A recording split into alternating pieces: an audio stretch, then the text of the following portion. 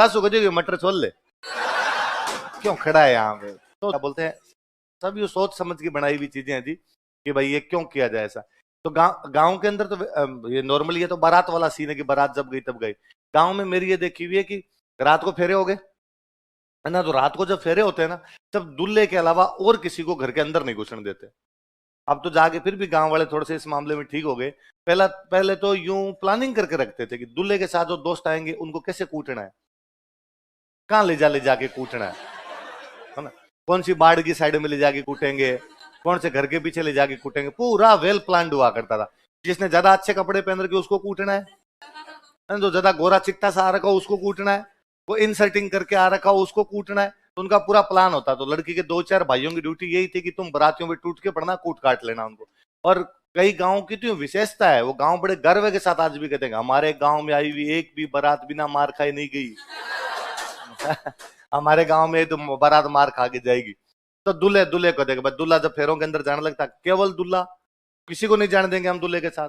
दूल्हे के एक आधे को दोस्त को ट्राई भी करते तो कोई एक आधा आंखें निकालता साइड में हो जाते, वरना एक आधे को साइड में ले जाकर कूटते तो साइड के अंदर हो जाते, क्या अंदर नहीं जाने देंगे। फिर फाइनली कहते भाई दूल्हा जब अंदर जाके बैठेगा तो कोई चीज चाहिए, कोई सामान चाहिए, कोई बात करनी, बात किससे करेगा, तुम्हें तो किसी को जानता नहीं हो। तो फिर कहा गया एक आदमी अंदर जा सकता है, पर वो ऐसा आदमी होना चाहिए जो लड़की वालों के गोत्र का हो। म्यूचुअल रिश्तेदार होते हैं ना, तो कोई ऐसा रिश्तेदार जो उधर से भी कुछ ना कुछ भाई लगे लड़की वालों की तरफ का, वो अंदर जाके बैठ सकता है। वो भी बाबड़ा डरा डरा सा ही बैठा रहता था कि बेटे भाई भाई कह तो रहे हैं पर कूट तो ये भी सकते हैं। रात को फेरे न हो गए, अब वो जमाई है, ऑफिशियल जमाई है। अब वो दूसरे दिन अपने दोस्तों को लेके आ सकता है। तो बाद में दूल्हा जब दूसरे दिन सुबह खाना खाने के लिए जाता है, कमर कलेवा, तो उस समय वो दूल्हा बैठता, दूल्हे के दोस्त बैठते, इधर से लड़की वाले भाई नहीं बैठते। घरों में खुले आंगन होते, एक साइड में बिठा के नीचे बिठा के उनको जिमाते, एक साइड के अंदर महिलाएं बैठी बैठी गीत गाती।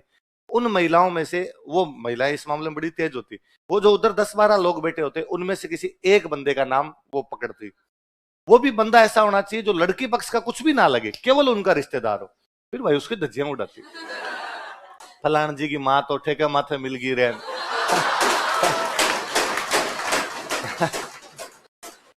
फलान जी की माँ तो होटल लाली लगा हुआ रे। गांव में पहले लिपस्टिक लगाना बहुत बुरा माना जाता था। लिपस्टिक लगाने को तो एकदम ही अच्छा नहीं मानते थे, अरे ये कैसे लगाए जा सकते हैं। पर वो धीरे धीरे वो चीजें भी कम हो गई, तो अब तो पहले ही चले जाते हैं, आंगन में भी जाने देते हैं, ठीक है फेरों के अंदर भी जाके बैठ जाओ। अब तो मुझे नहीं लगता गाते होंगे, गाते हैं क्या आप भी? गाते हैं, अच्छा चलो फिर ठीक है, परंपरा रहनी चाहिए जी। कहते लिखो, दामाद के ससुराल आने पर यह गीत गाया जाता है। This song is sung when son in law comes in law's house. दामाद के ससुराल आने पर यह गीत गाया जाता है। This song is sung when son in law comes in law's house.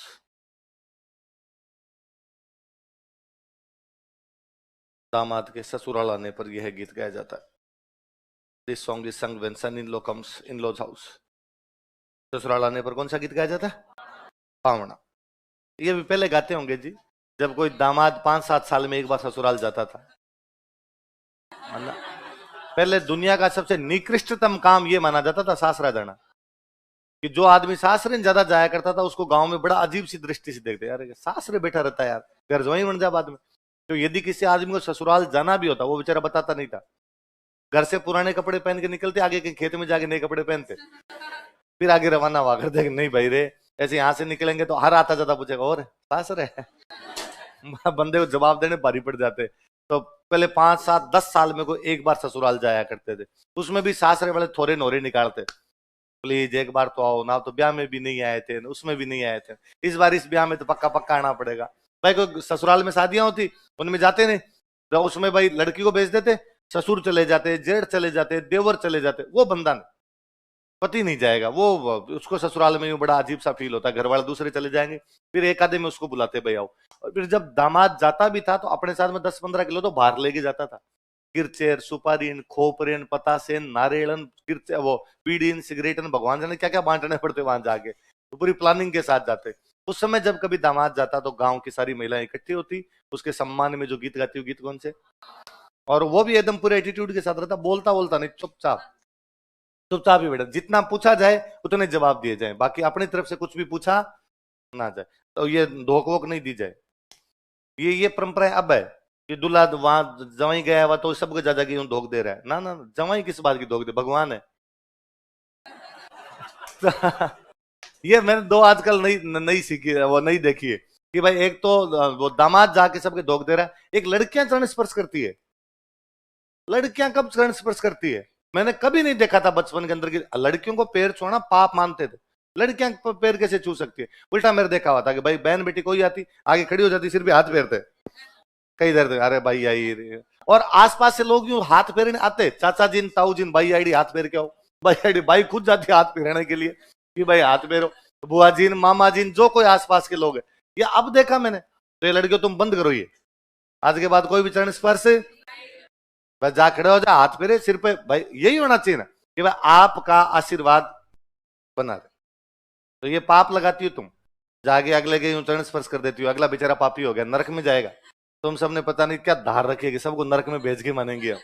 और एक लड़कों कोई जवाई बन के जाएगा चरण स्पर्श से पूरे एटीट्यूड के अंदर, तो तू कर अगला आगे कर, मैं किस बात का।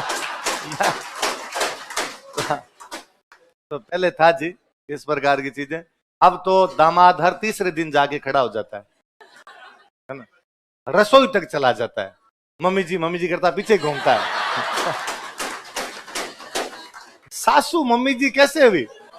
सासू सासू है और वहां उसके पीछे पीछे घूम रहा है। तो मुझे लगता है सासू बापड़ी तंग होती होगी 5-7 दिन में, सासू को जो मटर छोड़ ले, क्यों खड़ा है यहाँ पे। तो जो लड़कों ने बेइज्जती करवाई है जवाई पक्ष की, वरना अपनी पिछली पीढ़ी के अंदर देखो, फूफा जी ने अभी तक 1-2 बार यूं दाल नहीं फेंके, तब तक क्या पता चले घर पे फूफा जी आए, इतनी गर्म ला के दिन, मैं कोई गर्म खाता हूँ, रात की लिया ठंडी लेके आ गए। अरे कैसी खाओगे ये तो बताओ। तो थोड़ा एटीट्यूड दिखाया करो, 1-2 थाली फेंकना इस बार, कोई कूट ना दे, ध्यान रख।